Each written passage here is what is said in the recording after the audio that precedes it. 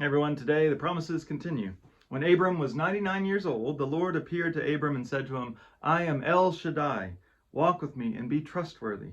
I will make a covenant between us, and I will give you many, many descendants. I will set up my covenant with you and your descendants after you in every generation as an enduring covenant. I will be your God, and your descendants' God after you.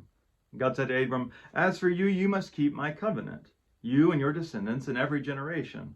This is my covenant that you and your descendants must keep. Every male among you must be circumcised.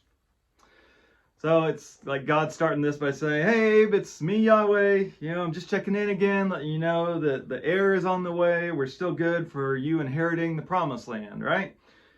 I would think after decades, Abram might want more of an explanation. Right? I don't need more promises. I need it to actually happen. I guess sometimes you just have to live in trust, no matter how long it takes. Right? I'm not seeing any payoff, but I have faith that the way I'm living is meaningful. Now, here's where we start to see Yahweh, the Lord, use covenant language. I think that's already been part of the story, but here it's named more explicitly. And it's not really language that we use today. It's not a contract. It's more of a relational commitment to one another.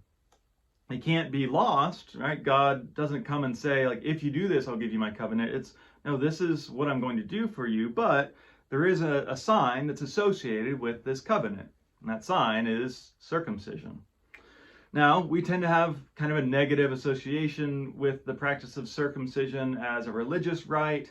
I mean, you go and read most of the New Testament, and Paul seems to be fighting against that requirement.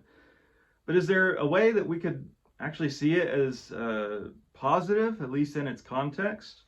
I mean, for one thing, we see this as bringing together faith and action. It reminds us that biblical faith is never just, cerebral, something in your head. It's always tied to a way of life.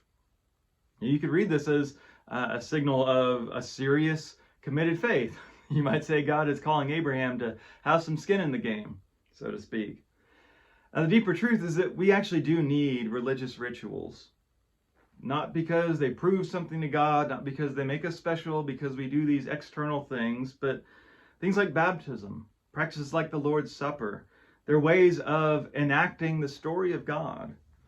What if we swapped all these negative ideas that we probably have about circumcision with the practice of baptism? A lot of the arguments that you might make for one would work for the other. It's all about the meaning of it. Our habits actually shape our heart. And so that's why we need to have rituals and habits that remind us of the story that we're part of. God made us to be embodied creatures. And so our spiritual life functions best when we involve the whole person in it. Now, thankfully, today it's not through circumcision, but how can you connect to God's story with your whole being?